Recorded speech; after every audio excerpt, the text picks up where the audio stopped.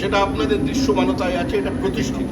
এবং পশ্চিমবঙ্গকে প্যাসেজ করে সারা ভারতবর্ষের বিভিন্ন জায়গায় জঙ্গি মডিউল ছড়িয়ে দেওয়া হয়েছে। 26/11 ঘটনাতেও কলকাতার চোখ ছিল। 26/11 জঙ্গিরা কয়েকটি সেলফোনের কার্ড সংগ্রহ করেছিল, সিম কার্ড সংগ্রহ করেছিল মৌলালির পাশের একটা দোকান থেকে। তো এই পরিস্থিতি তো পশ্চিমবঙ্গের আছে। এর আগেও ISIS জঙ্গি গ্রেপ্তার হয়েছে।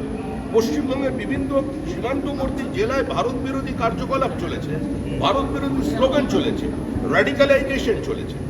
এই সরকারের কারণে আজকে এই অবস্থা তৈরি হয়েছে, যার জন্য এখানে হুমায়ুন বাবরি মসজিদ করার সাহস দেখাচ্ছে, আর মোহাম্মদ সেলিম গোপনে গিয়ে তার সঙ্গে বৈঠক করছে।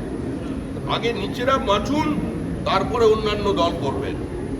যে কোনোভাবেই হোক আজকে এই সরকারকে সরাতে হবে। আমরা এই কথা বলছি না যে রাজ্যের মুখ্যমন্ত্রী জঙ্গিদের মদত দিচ্ছেন বা জঙ্গিদের হাত ধরেছেন, এটা বিজেপির বক্তব্য নয়।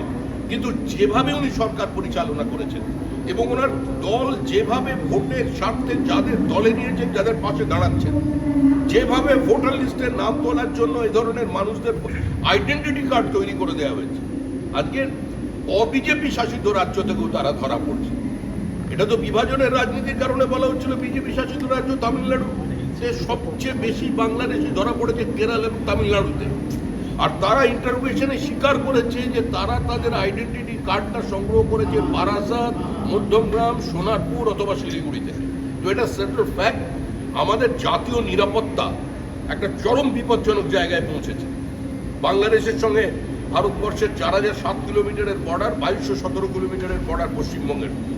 তো সেই জায়গায় দাঁড়িয়ে আমরা আবেদন করছি দল মত নির্বিশেষে সমস্ত মানুষের কাছে যে প্রথমে নেশন ফার্স্ট, আগে দেশকে বাঁচান, তারপরে দল বাঁচান।